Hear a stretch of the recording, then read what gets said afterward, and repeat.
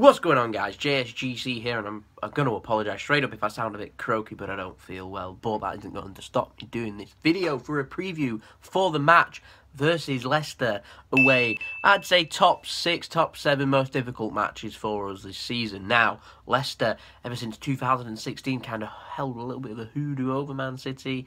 Always pressed, always played well. I mean, just last season they went 4-0 up. Ended up finishing 4-2, but still it went bad at the King Power. Under new management now, Ranieri's left since then. They had Craig Shakespeare. He's left now. They've got a guy called Puel in charge, who was in charge at Southampton. So I don't really know what to expect from Leicester, but I am expecting them to try and utilise their strengths, which is to get Jamie Vardy and Riyad Mahrez involved as much as possible in the game to try and hurt Man City, which has worked, I think, 3 times out of 4.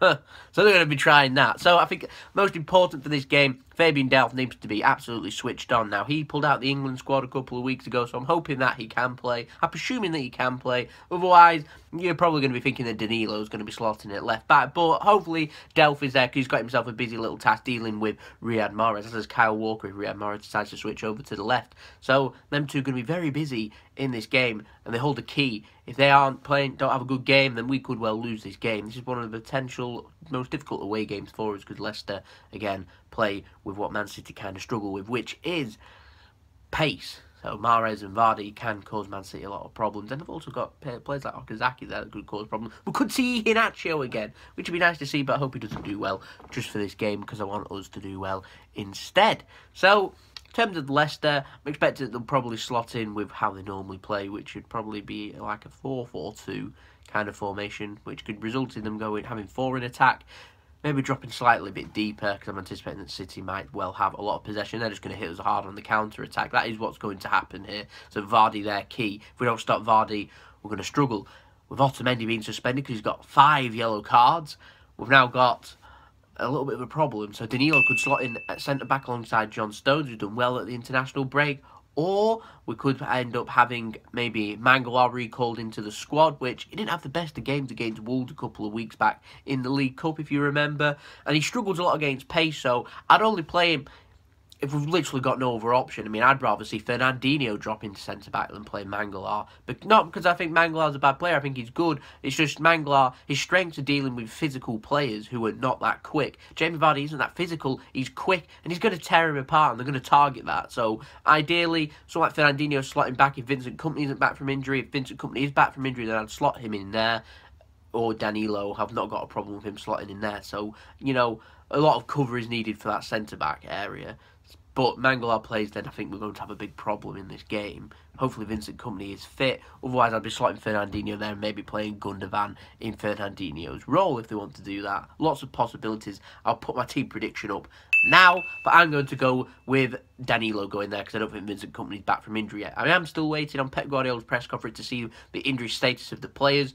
So this has been recorded beforehand, so if I've got any of the injury problems or any of the injuries wrong, then I apologise, but I've recorded this before that's out there, the information, so I don't know that as of yet. So my team prediction I'm going for is Danilo slotted in at centre-back alongside John Stones, Kyle Walker, Fabian Delph, Ederson in goal, Fernandinho playing the defensive role like he normally does, David Silva and Kevin De Bruyne try and pull in strings. I'm going to go for Raheem Sterling to have a rest, so we're going to put Gabriel Jesus kind of in there along with Leroy Sané and Sergio Aguero playing up front after he fainted, but he is fit and ready to go, so hopefully he can chip in and add more goals. This is a difficult game for us, though, and I'd be more than happy, actually, I'll say it right now, if we draw this game. This is an ideal opportunity, though, if we can win this game. If we can win, then we're going potentially going 11 points clear of Manchester United for the time being, until they play, because they're playing later than us, so it's a chance to put some pressure on Manchester United. 11 points is daunting. Tottenham are playing beforehand against Arsenal, so we'd have to wait and see what's happening around the top of the table with them. But if City, we're playing 3 o'clock, it's a difficult game, it's not on TV, so the pressure isn't really there for us, so we'll have to wait and see for the result. But if we can get a point from this, I'll be happy. If we can get a win, then I'll be ecstatic. If we lose, we'll have to just move on and focus on our next game. That's all about how you respond to a loss, not actually losing the game. But what I don't want is going 3-0 down after 20 minutes like last season. That happens, I'll be very disappointed. I want us to learn from our mistakes, and our mistakes were we weren't tight enough, so we need to sit back. None of this assault the team. We don't need to assault Leicester. We need to just play patient football and tire the team out. The longer the game goes on, I fancy Man City's chances more and more and more because the team will get tired from chasing shadows. That's how I think the game will go. So I'm going to go for a 1-1 because I don't see Man City keeping a clean sheet in this one, particularly with no Otamendi playing there. So we've got a makeshift defence. I don't see us keeping a clean sheet. I hope we do, but I don't see it. Personally, my opinion. Leave your score predictions in the comments below, please. But I think Leicester's going to do okay in this game, so I'm going for them to get a solid point, and I do fancy that they won't get relegated and they'll do okay this season. But this is a difficult game. They play exactly how Man City don't like teams to do, and it's away from home. I think it's our first proper test of team with pace away from home this season. I can't recall it. I know we faced Chelsea away, but they're not the quickest of sides, particularly in the striking area. Leicester are. They've caused problems in the past. They're going to cause problems again tomorrow. So we'll have to see how we get on. I want us to see how far we've come. This is a good test. I like us getting a test. So hopefully we can come out unscathed and still have that unbeaten run still intact. Maybe. 1-1 I'm going for. There's my team prediction. Hopefully it'll be a good game. I do think it'll be a good game. Not sure why it's not on TV. You know, obviously, maybe those anticipating Leicester not doing that well. But Leicester, still a good side. They still managed to keep quite a few players from their squad that won the Premier League back in 2016. So we need to be careful, because otherwise we're going to come out unscathed. Otherwise we're going to come out hurt, and then teams are going to jump all over that over the weekend. It'll give them added momentum. We can't afford to be giving teams added momentum going into this busy period between November and January. Over the Christmas period, it's always busy, lots of games, playing every 3-4 days.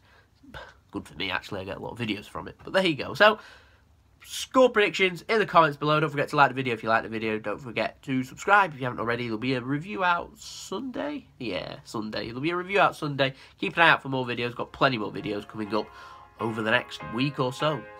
So there you go. So, JSGC, hope you'll have a wonderful day. Have a happy weekend. Peace. Ciao for now.